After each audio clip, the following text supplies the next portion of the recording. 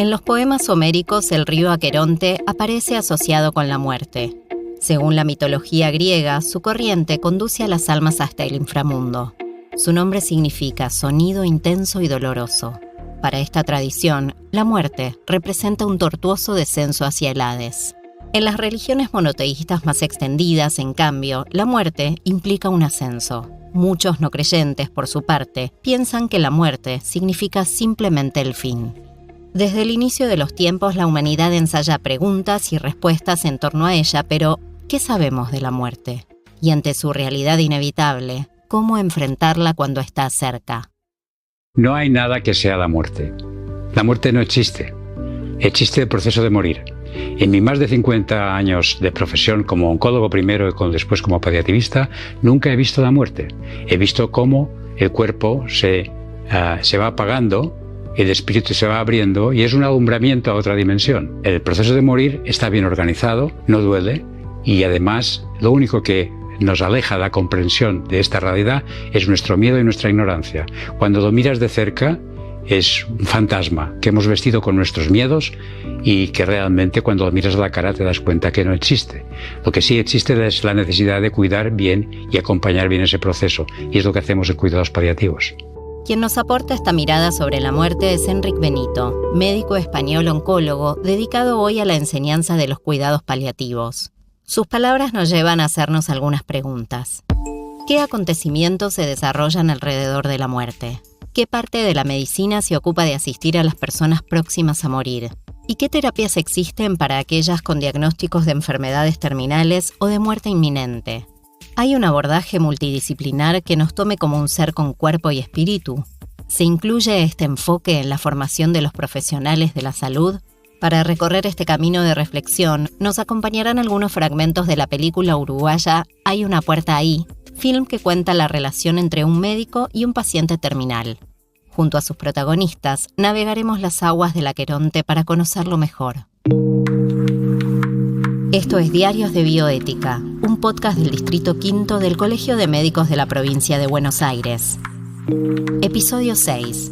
Morir bien. Cuidados paliativos y humanización de la muerte. Hola Enrique, ¿cómo estás?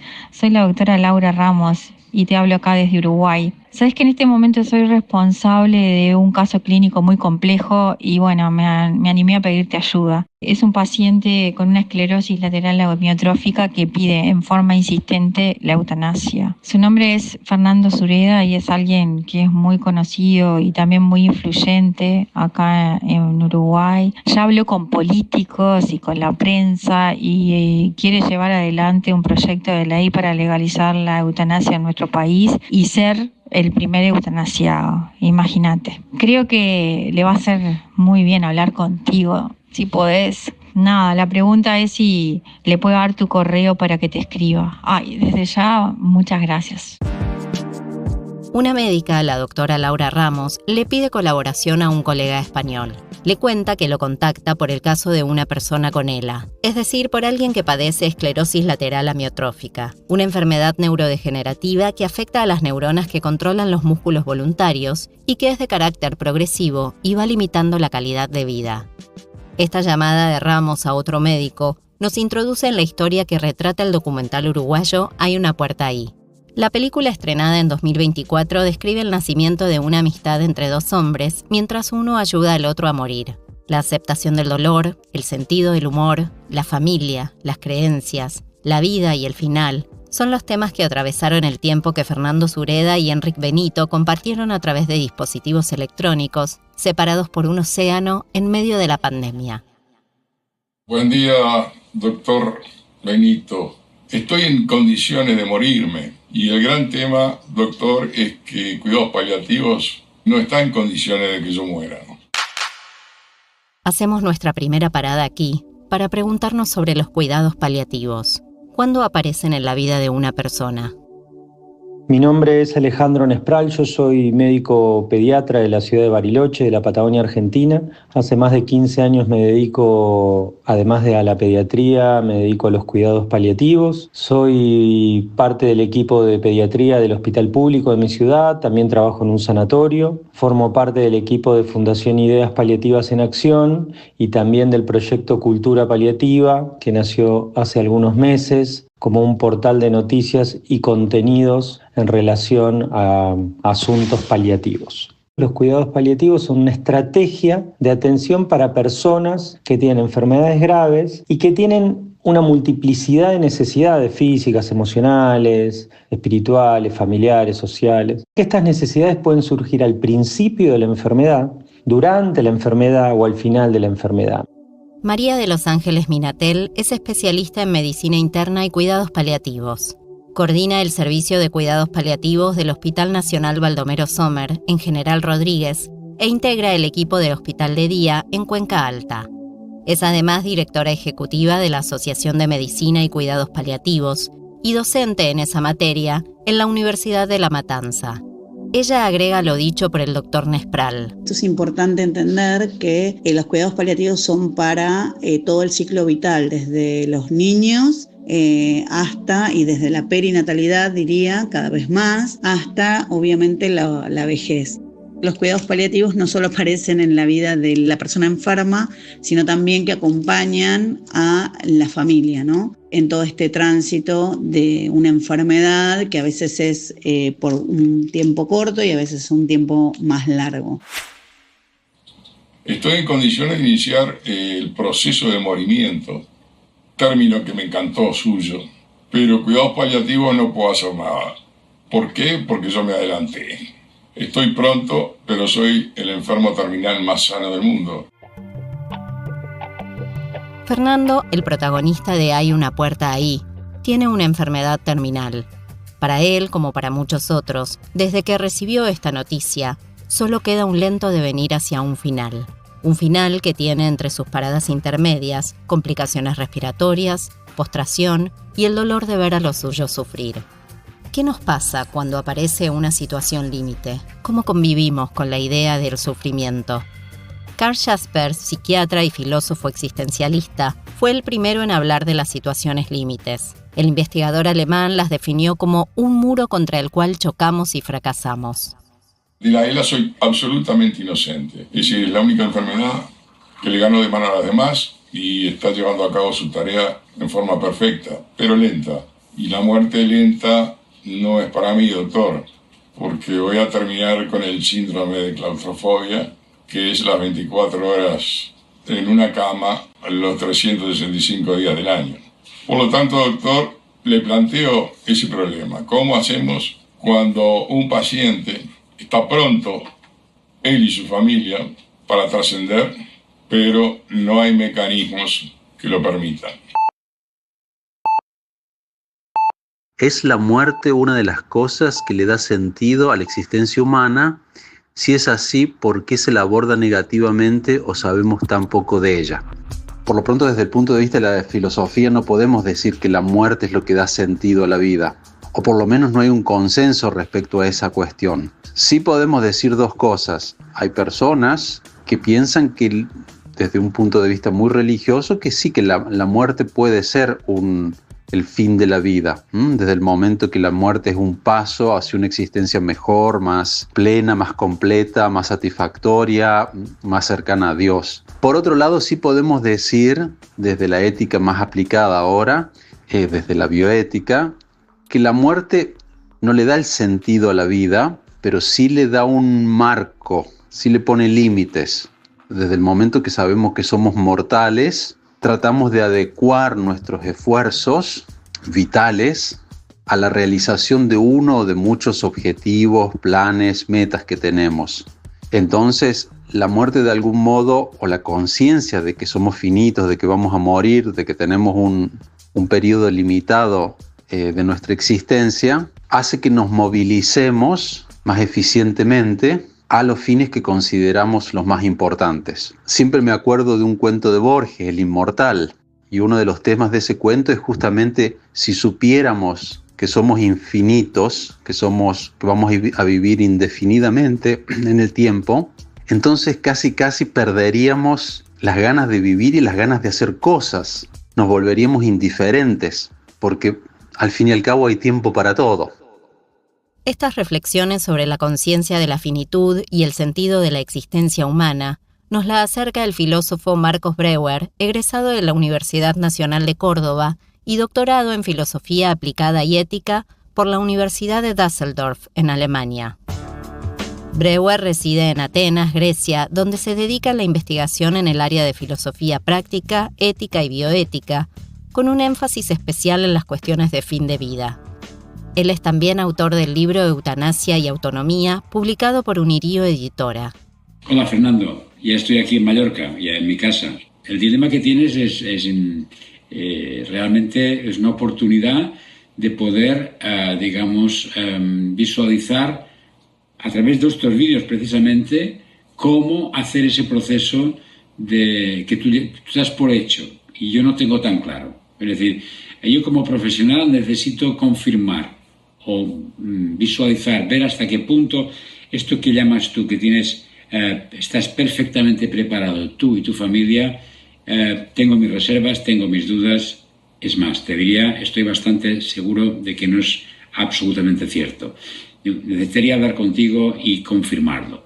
No es un reto, es simplemente una propuesta de vernos y poder ver hasta qué punto estos pasos que tú das por acabados y resueltos son así.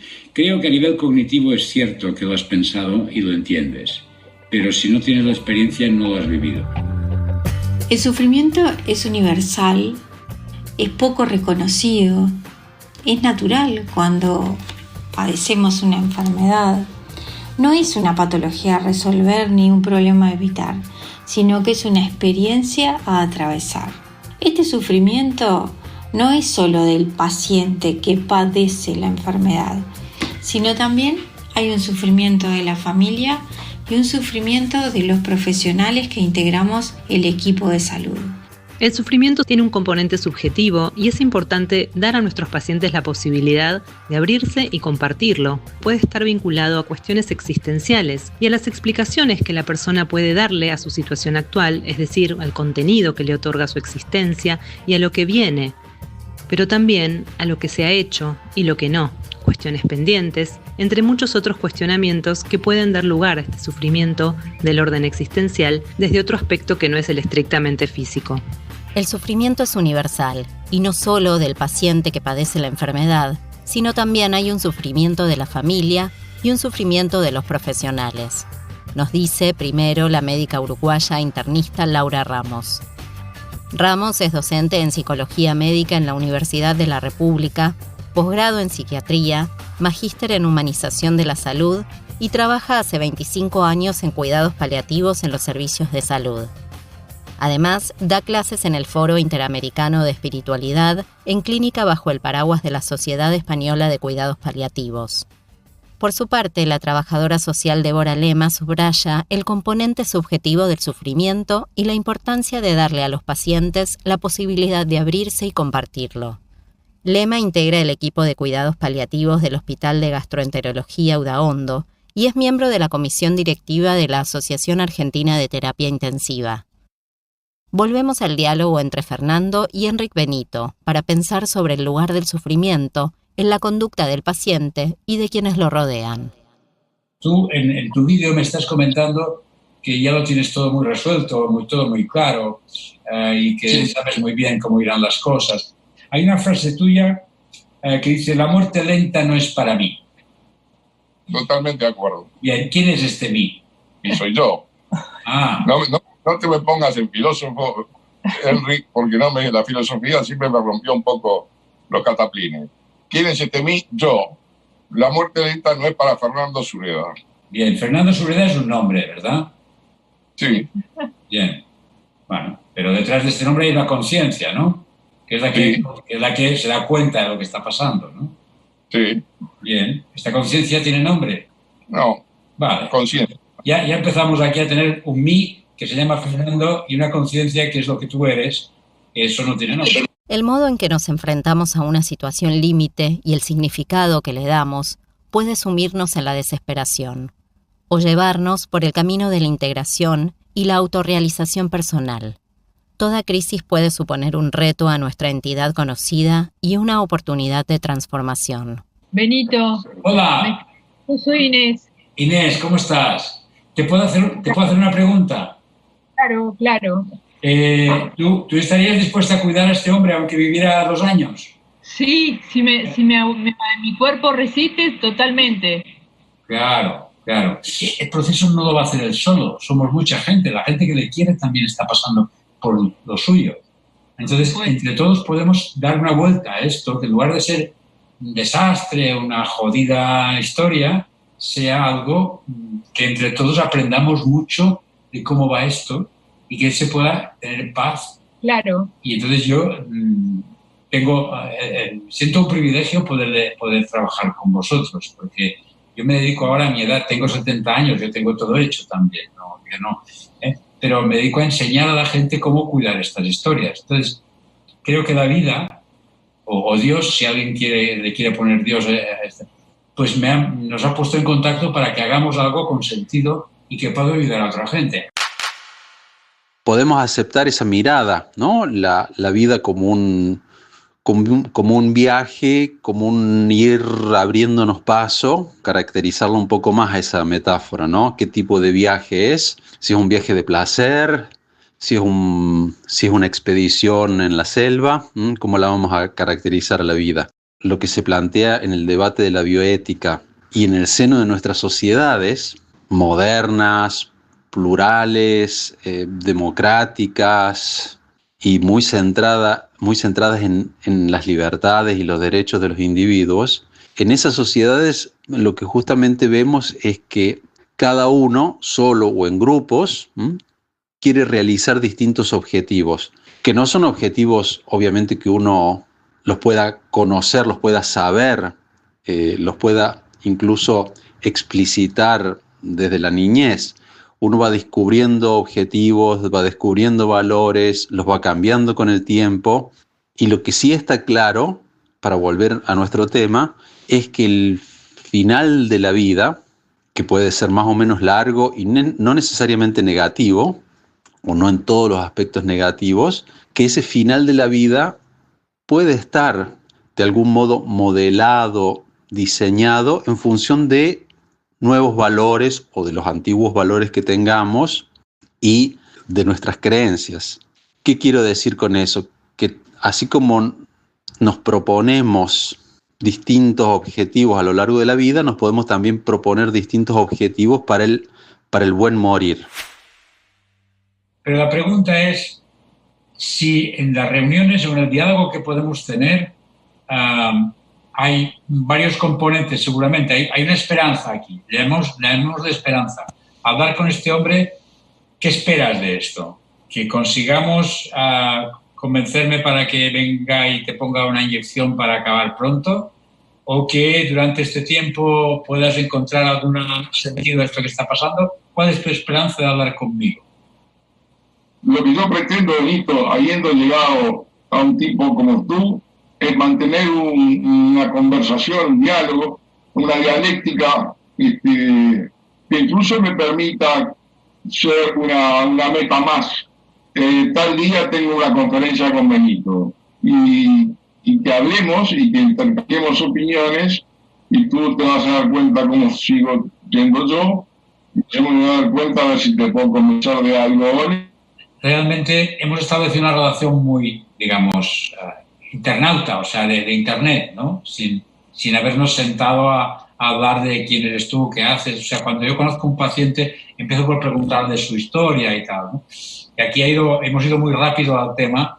A mí me iría bien poder hacer alguna entrevista contigo en este sentido y seguramente podría entender mucho mejor lo que me estás contando y ver las razones que hay detrás, ver un poco las dificultades que tienes, los recursos que tienes, para poder trabajar un poco más esto. Porque te veo sanamente instalado en tu indignación. Exactamente, sanamente instalado en lo que tú dijiste. Soy el enfermo terminal más sano del mundo. Está demostrado por la evidencia que prácticamente todos los pacientes que padecen una enfermedad van a sufrir cuando pierden la autovalidez. Muchas veces en estados precoces fundamentalmente pueden sentir una falta de sentido de vida con la enfermedad, sentirse una carga para los demás, sentirse desesperanzados o sufrir mucho por la pérdida de sus funciones, la función social, la función familiar y también por la carga económica que puede implicar la enfermedad y sus cuidados. La calidad de vida, las relaciones sociales, el impacto de los tratamientos, la corporalidad atravesada por la enfermedad, la sexualidad, se ven condicionados, alterados, atravesados por la proximidad de la muerte, y para cada persona y familia se va a jugar de manera diferente y habrá que delinear estrategias específicas para cada persona, en cada momento de la trayectoria de su enfermedad, en la que la variabilidad de la vivencia estará sujeta al día a día. Fernando Sureda, ex dirigente de la AUF, quien padece una enfermedad terminal y pide que se le aplique la eutanasia. Conozco el final de esta era y al conocer el final, por anticipado, me adelanto y pido eutanasia porque yo no quiero estar enchufado a una máquina para respirar ni enchufado a otra máquina para comer y tampoco quiero fundamentalmente ver a mi familia sufrir. Primero poner sobre el tapete poner el tema de la eutanasia en la sociedad. Y segundo, como gran objetivo, lograr una ley que despenalice la eutanasia. Quizás lleve más tiempo, quizás lleve más discusiones, quizás lleve más debates, pero no me importa, lo importante es empezar. Sin duda el debate de la eutanasia es muy largo, es muy profundo. ¿En qué medida una persona que está profundamente superada en términos de sufrimiento, ya sea por insuficiente abordaje del sufrimiento o porque aún abordando mucho el sufrimiento es intolerable, en qué medida el dolor, no solo el dolor físico, sino el dolor profundo, quita o no quita libertad al momento de elegir? Me parece que ese es un debate interesante. Entre varios pensamientos, me gusta pensar que de la eutanasia hay que hablar, hay que discutir. Hay muchos colegas en el campo de lo paliativo que ven la eutanasia como una dicotomía, donde es o cuidados paliativos o eutanasia. Yo no me siento tan cómodo con esa idea. Yo creo que la eutanasia forma parte de los temas que hay que hablar de los cuidados paliativos. Una persona que solicita eutanasia no siempre es una persona que deja en evidencia que los cuidados paliativos no funcionaron, pero sin duda celebro que esté formando parte del debate. ¿En qué medida el dolor, no solo el dolor físico, sino el dolor profundo, quita o no quita libertad al momento de elegir? Se pregunta y nos pregunta el doctor Alejandro Nespral. Lo que estaba diciendo es que todo lo que puedes hacer en este tiempo depende de la decisión que tú tomes cómo emplear ese tiempo. Es verdad que hay pocas cosas que se pueden hacer en una cama, pero desde luego pensar, hablar, grabar un vídeo, dejar escrito algo, dar instrucciones, o sea, hacer entrevistas. Hay un montón de cosas que uno puede hacer para llenar este tiempo. Pasa que esto no todo pueden decir los demás, lo tienes que decidir tú. Entonces, igualmente como tú te propusiste, ir a la prensa, ir a la televisión, a hacer una serie de afirmaciones, buscar salida para tu situación. Benito, aunque yo le encuentre sentido a este tiempo va a estar siempre teñido de ver el deterioro psicológico de mi familia, de la gente que yo más quiero. Eso que va a estar siempre impregnando todas mis actividades o todos mis proyectos o todos mis objetivos. Y es lo que yo no puedo dejar de observar, porque lamentablemente tengo todas las neuronas cognitivas funcionando. Y yo no quiero ver el deterioro que va a tener mi mujer y mis hijos y mi nieto mayor, porque los demás son muy chicos. No lo quiero ver y no quiero que lo pasen. ¿Te ha quedado claro eso, Benito? A veces las causas físicas son las que determinan problemas psicoemocionales o existenciales, como la pérdida de sentido de vida. En general, el sufrimiento se da en función de lo que es la biografía del paciente, cuáles son sus sistemas de creencias, cuáles son sus valores. Pero lo importante de las causas, no de las causas que determinan el sufrimiento, es el grado de preocupación que le generan al paciente y la familia. Está demostrado que el sufrimiento es fruto de la resistencia al presente. Si nos resistimos a lo que es la realidad, el paciente sufre. El narrativismo puede ayudarnos a entender cómo va cambiando la identidad de la persona y la de su familia, ¿por qué no?, al irrumpir una enfermedad que amenaza la vida, desde el momento diagnóstico y durante toda la trayectoria de enfermedad. La clave es que como equipos podamos saber escuchar y leer la historia que nos cuentan sus protagonistas.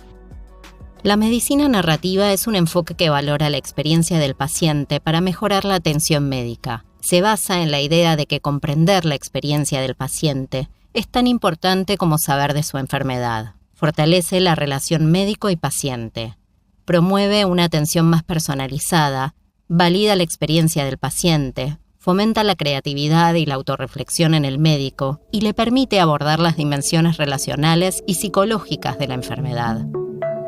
Nos detenemos un momento aquí para indagar sobre el proceso formativo del médico. ¿Cuáles son los cambios que debe experimentar la currícula de la carrera de medicina para desarrollar estas habilidades de comunicación? Germán Guaresti es médico especialista en pediatría y cuidados paliativos y director de la carrera de medicina de la Universidad de Río Negro en la sede andina de la ciudad de Bariloche. A él le preguntamos sobre el tema. Las habilidades de comunicación, su enseñanza y su aprendizaje son centrales en esta currícula, donde desde el inicio de la carrera, desde el primer año, se trabaja mediante un programa de simulación clínica con paciente simulado, diferentes escenarios donde los y las estudiantes van adquiriendo diferentes habilidades vinculadas a la comunicación en la relación médico-paciente. Comienzan en el primer año con experiencias de simulación sencillas vinculadas a la construcción de historia clínica y a los pasos generales de la entrevista, y a medida que van avanzando en sus años de formación van incorporando nuevas herramientas para acompañar situaciones que requieren nuevas competencias en la comunicación, como ser la comunicación de noticias que generen impacto emocional. El plan de estudios de nuestra carrera sigue los lineamientos de la innovación curricular, específicamente de la integración curricular y estrategias de aprendizaje basado en el estudiantado, y se inicia la formación incorporando la perspectiva de persona integral que nace, crece, se desarrolla y muere en un grupo o una comunidad, y que la pertenencia a ese grupo lo ubica en un espacio social y cultural único, integrando también desde el inicio los elementos esenciales que traen los cuidados paliativos, como la comunicación, el trabajo en equipo y la perspectiva de la unidad de tratamiento, que es el sujeto que padece una enfermedad, y su familia, su entorno, sus relaciones. Esa perspectiva que tienes tú de esto que llamas el deterioro psicológico de mi familia es una interpretación errónea que haces tú de la realidad. Y yo la veo de otra manera completamente diferente. Es decir, ellos están madurando, acercándose a ti, teniendo un contacto más íntimo contigo que no habían tenido antes. Me baso en intuiciones, pero también en alguna sugerencia que me hizo tu hijo al respecto, y creo que ellos se están aprovechando ese proceso porque tú, que eras seguramente una persona como bastante autónoma, no diría autoritaria porque no te conozco, pero sí muy suficiente en ti mismo, el hecho que tú ahora estés frágil, vulnerable, dependiente, no es para nada un desastre, sino que es una oportunidad de acercamiento, de conexión contigo, de mostrarte ternura y afecto como quizá antes nos habían sentido capaces de hacer. Es cierto que no es fácil para nadie, y yo no estaría aquí si fuera fácil. Es complejo y es muy duro para eso que está pasando, pero no hay que añadirle más por tu parte de decir, eso que estás diciendo sigue siendo una forma de rechazar la realidad. Y al rechazarlo, lo que haces es añadirle malestar por tu parte. Es verdad que el protagonista de la película es Fernando padre, pero hay actores secundarios en este film, en esta película, en esta historia, y son todos los que están alrededor, que también viven de una forma, comparten la experiencia, ¿no? Benito, yo soy demasiado parecido a él y hablo demasiado poco. El que habla mucho acá es mi hermano. Soy demasiado escueto, gracias a Dios, que no creo en Dios. Así que hablar conmigo es bastante difícil. Igualmente, tengo 45 y hace 5 que hago terapia. Ya mi psicóloga tiene 2 casas en Punta del Este. Pero lo que quiero que le digas, ¿cómo está con respecto al desapego? Con respecto a aceptar mi muerte con tranquilidad de espíritu, con la tristeza natural de la pérdida de tu padre, pero que le comentes a Benito qué carajo pensás en este momento. Fernando, no hace falta que diga nada porque ya lo dijiste todo tú por él, ¿sabes? Él aquí no tiene opinión porque la autoridad eres tú, me cago en la leche. O sea, es que es la hostia, tío. No te das cuenta cómo mandas y ordenas y diriges y las emociones de tus hijos. Y quieres encima que ellos acepten lo que tú has decidido. Jódete. O sea, lo acabas de retratar. Lo acabas de retratar. Este chico va a tener que comprar otra casa en Punta del Este a su terapeuta. ¿Cómo sigas así? 15 años más de terapia, por lo menos. No, lo entiendo todo, lo veo todo, me doy cuenta, Fernando. Y tu hijo mayor no te lo va a decir nunca, pero yo te lo diré en su nombre. Papá, te quiero un montón, pero me has jodido media vida con esa forma de tratarme. Porque realmente aprendí que tenía que ser un tío duro, que no podía llorar, que tenía que tener un par de cojones, cuando yo a veces no podía, y por no defraudarte me he machacado más allá de lo imposible. Papá, por favor, déjame ser un poco, no ser tan perfecto como tú. Porque es que esto es jodidísimo, no sé cómo puedes aguantar. Cuando el paciente tiene un sufrimiento inevitable, la relación médica se convierte en una relación simétrica, donde somos nosotros con nuestra persona atendiendo a otra persona que sufre. Y ahí, como dice la parábola del buen samaritano, tenemos que actuar con todo nuestro corazón, con todo nuestro ser y con toda nuestra fuerza, además de con toda nuestra mente. Pero siempre manteniendo esa distancia óptima que nos permite ayudar sin sobreimplicarnos o alejarnos porque le tenemos miedo al sufrimiento. Me transformaré en un cobarde a la brevedad. Ah, vale, no. Te transformarás en alguien que tiene los cojones de soltar el mando. Para eso hace falta más valor que el que hasta ahora has tenido. Ahí te reto, mira. Hay que ser más valiente que lo que has sido hasta ahora. Llevo 2 años de diagnóstico y 4 de la enfermedad. Jamás he podido llorar a moco partido, ¿viste? Jamás. Te haría mucho bien esto. Tú intuyes que esto te haría mucho bien, ¿no? Me haría bien, claro. Incluso cuando pasé la etapa del duelo, que fue la negación, no lloré tampoco la negación. Si lloras, ¿qué pasaría si lloraras? No, me sentiría mucho más aliviado, me parece a mí. Claro. Voy a coger un vuelo, me voy a ir a Uruguay a verte y te pongo la mano en el pecho y te voy a hacer llorar hasta llenar las sábanas. Y te vas a soltar. Y si hace falta, vengo a hacerlo. Porque eso no puede ser que tú no consigas cambiar esa mirada que tienes sobre la radio. Me comprometo, si hace falta, venir hasta allí para abrazarte y conseguir hacer el cambio. ¿Me emocionás, Benito? Hombre, claro. Porque eres un tío cojonudo y me encanta haberte conocido y me gustaría, lo que pasa es que es como un parto que necesita su tiempo y no puedes forzar las cosas. Vamos a emplear el tiempo que necesitemos. Pero yo me comprometo a eso. Si hace falta y tú no puedes salir de esta situación, cojo un vuelo, me voy para allá y nos vemos y nos tomamos el vino juntos. Bueno, me seguís emocionando. Lo pienso en serio. Tomamos un whisky juntos. Eso, lo que haga falta. Y un cigarro te voy a coger todavía encima. Aunque no fumo hace años. Pero bueno, eso siempre queda. Bueno, ¿qué os parece entonces? ¿Quedamos para el sábado a la misma hora? Según el último atlas de la Asociación Latinoamericana de Cuidados Paliativos, solo el 14% de los argentinos que necesita cuidados paliativos puede acceder a ellos.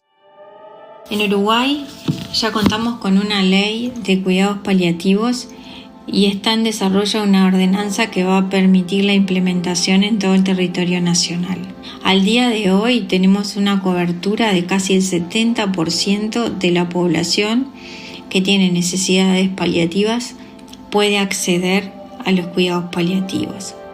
No nos cabe duda que en los próximos años esta cobertura va a llegar al 100% de la población y se va a homogeneizar un cuidado paliativo de calidad del que ya nos sentimos honrados y orgullosos. Inés, ¿podríamos fijar la cámara de manera que no se mueva tanto, que se vea un poco a Fernando y se vea bien? Porque eso es... Tengo que poner un soporte o algo. A ver, bájalo. Es que se mueve mucho. A ver si ahí lo veo. Me estoy mareando. Momento, Henry, que estamos pensando con almohadones y cosas. No tanto. Así mejor, así. Así está bien. Perfecto, sí. No estoy tocando ahora, así que está bien. Bien, cuando vaya a Montevideo me gustaría vamos a hacer un asado en tu casa o haremos alguna cosa. Exacto, hacemos un asado en casa y hacemos una reunión familiar acá. Claro, por lo menos, una o dos, las que hagan falta. Estoy ansioso.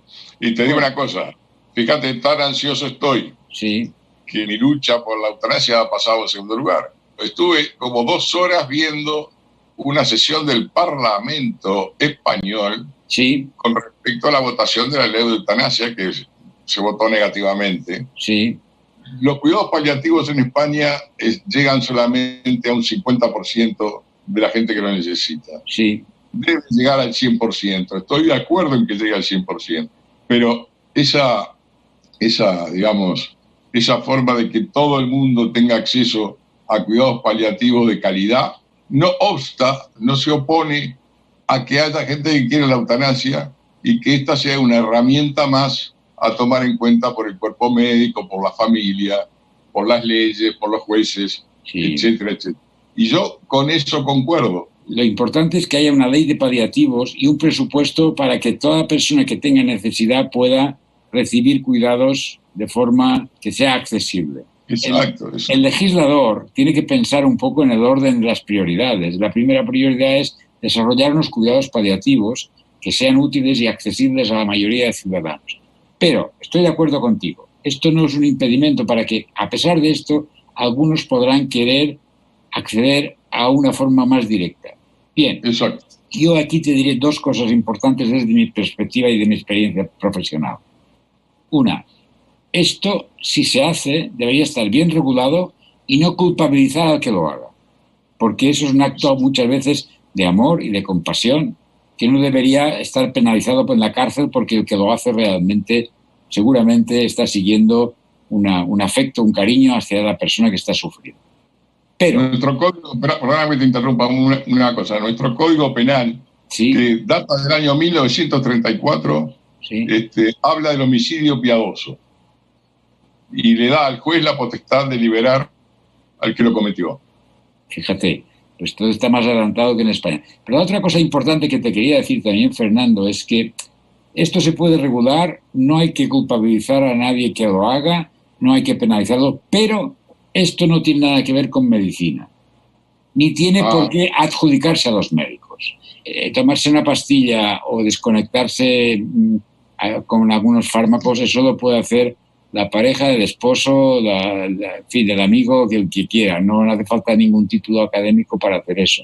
Con respecto al tema de la eutanasia, creo que en los cuidados paliativos, y no solo pasa aquí, sino creo que pasa a nivel mundial, hay como diferentes opiniones. Desde lo que por lo menos desde la Asociación Argentina y desde las distintas asociaciones a nivel internacional se promueve es que la eutanasia, si bien es una cuestión que puede ser o surgir como un derecho a la autonomía de las personas o a la libertad de las personas de poder elegir, el problema acá pasa por el tema del sufrimiento, ¿no? Y con respecto al tema del sufrimiento, muchas veces uno habla del sufrimiento en enfermedades avanzadas o en enfermedades terminales, o simplemente en la cuestión de las enfermedades. Y la verdad que hay muchísimo sufrimiento que pasa por otro lado, ¿no? Por el sufrimiento social o el sufrimiento de personas que realmente están en una situación muy vulnerable, y eso implica un sufrimiento alto, y sin embargo ese sufrimiento no está medido. Y esas personas no van a poder acceder a terminar con su vida pese al sufrimiento alto. Entonces creo que es un debate que los paliativistas tenemos claro, en el sentido de no que estamos en contra de la eutanasia, ni que estamos en contra del suicidio asistido. Sí tenemos algunos reparos en que si no existe una posibilidad de acceso al alivio del dolor y al control de síntomas y al acompañamiento de enfermedades graves, la eutanasia es algo que puede ocurrir de una manera que no sería la más adecuada. Entonces creo que no es que lo vemos ni como un atajo ni como una cuestión de libertad, sino que creemos que antes de trabajar o de hablar del tema de la eutanasia, deberíamos hablar de mejorar la accesibilidad a los cuidados paliativos, mejorar la accesibilidad al alivio del sufrimiento en distintas esferas. Si yo tengo que recordar cuántos pacientes, desde que yo hago cuidados paliativos, y por eso digo, hace más de 26 años que me dedico a esto, full time, he tenido menos de 7 pacientes, porque están como contados, o sea, son menos de 10 pacientes, que me han pedido eutanasia. Y en muchos países que se ha puesto la eutanasia, en este momento se están reviendo un montón de cosas, sobre todo en los países que hace más de 20 años que está la eutanasia, como Bélgica o como Holanda, porque la verdad es que lo del consentimiento a veces no es tan así, o sea, se están revisando un montón de situaciones, con lo cual creo que todavía nuestra sociedad, por lo menos en Argentina, no está capacitada como para trabajar este tema, si no trabajamos antes muchas otras cosas, ¿no? Que tienen que ver con cómo tratamos a los pacientes con enfermedades graves o enfermedades complejas en nuestro sistema de salud. ¿Qué más nos queda por descubrir que todavía tenemos asumido como normal y no es así? Bueno, quizá, por ejemplo, el hecho de creer que somos seres separados, aislados unos de otros, que cada uno tiene su propia conciencia y cada uno está identificado con su cuerpo, etc. Quizá con niveles de conciencia superiores a los que tiene la mayoría de gente hoy en día, podíamos percibir o intuir o saborear que estamos todos conectados unos con otros. Claro. Tú no estás aislado, tú estás conectado, tú y yo estamos conectados y vivimos a 10 o 12.000 kilómetros de distancia, pero yo estoy muy conectado contigo, yo me siento muy cerca de ti, en muchos sentidos, y no nos hemos visto físicamente en la vida. De acuerdo. Dentro de la cama uno puede ampliar su mirada sobre la realidad y sobre su propia vida, aunque no pueda ir al baño andando. Doy fe. Claro. Porque la dignidad es extremadamente subjetiva. Yo en un momento decía, voy a perder la dignidad y por lo tanto voy a querer morir cuando me tengan que limpiar el culo y que sea mi mujer la que lo haga. Pues hace 2 meses que mi mujer me limpia el culo y yo no he perdido nada de la dignidad. Es más, cada vez la quiero más y no tengo ganas de morirme. O sea que he cambiado, o que subjetivamente, mi principio de dignidad. Era como decía Groucho Marx, tengo una dignidad, pero si no le sirve, tengo otra. ¿Cuál es el sentido de la existencia? Desde la filosofía no hay una respuesta, a menos que uno adoptara una posición muy radical, casi muy absolutista. Lo que sí podemos ver es que hay muchas concepciones de vida, como hay muchas religiones y hay muchas filosofías, catolicismo, budismo, protestantismo, pero también estoicismo, hedonismo, etcétera, etcétera. Y vemos que cada una tiene una manera de comprender la vida, lo que es bueno, el valor de la vida y demás. De modo que la filosofía no puede darnos una respuesta única y clara al respecto. Nos damos cuenta de que como médicos el sufrimiento es algo poco explorado. Pensamos que no se estudia ni se reconoce como una realidad imperante, porque por sus características queda fuera del paradigma científico imperante. La medicina está basada en enfermería, psicología, todas las ciencias que están en el entorno sanitario están basadas en un modelo, que es un modelo basado en la ciencia del siglo XIX. Entonces, la epistemología, la forma de conocer la realidad, que damos por supuesto que es la auténtica, tiene muchísimas limitaciones. Y la mayor limitación es que, desde el punto de vista ontológico, la medicina está basada en un modelo materialista. O sea, la asunción básica que sostiene la ciencia es que la pasta de la que está hecho el universo es la materia, cosa que sabemos que es mentira. O sea, estamos partiendo de una mentira. O sea, la materia no existe como tal, sino es más que energía, es información y es conciencia. Entonces, el modelo epistemológico de conocer la realidad que hemos aprendido en la Facultad de Medicina es falso, para empezar. A partir de aquí podemos hablar lo que quieras, pero todo el sistema está construido de una manera errónea. O sea, las personas no somos un cuerpo, tenemos un cuerpo, pero somos personas, somos mucho más que nuestro cuerpo. La ciencia puede estudiar todo lo que es medible, objetivable, cuantificable, pero nada de lo más importante de la vida, que es el amor, la amistad, la ternura, el afecto, las sensaciones, la conciencia, eso no es científico. Con lo tal, en la Facultad de Medicina te enseñan a arreglar el cuerpo cuando se estropea, y en eso hemos ganado mucho porque hemos avanzado muchísimo, pero no te enseñan nada de lo más importante de la vida. Con lo cual eres un gran sabio tecnológico y eres un ignorante de lo que es más importante, que es lo que es una persona, ¿no? No hay ningún capítulo de ningún libro que yo conozca de medicina que hable del sufrimiento como síndrome.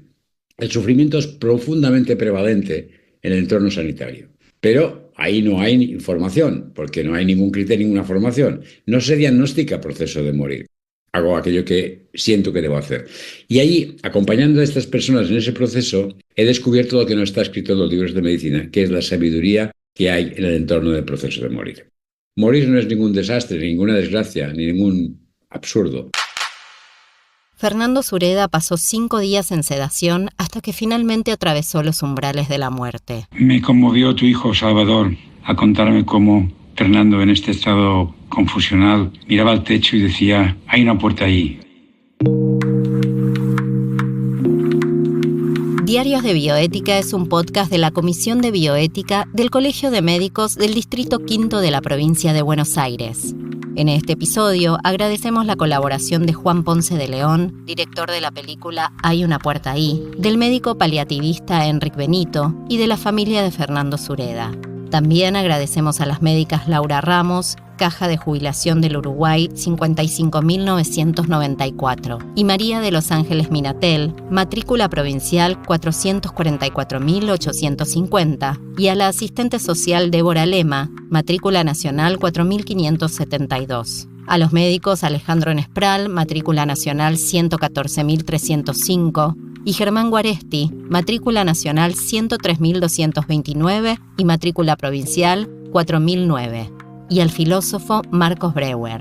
El episodio Morir bien, cuidados paliativos y humanización de la muerte, de Diarios de Bioética, fue editado en marzo de 2025 en Buenos Aires. Idea general y guión, doctora Romina Rízolo. Locución, Verónica Miramontes. Producción, Constanza Cavaquián. Diseño gráfico, María Elisa Garay. Redes sociales, Mariana Lorenzo. Postproducción, Moncast.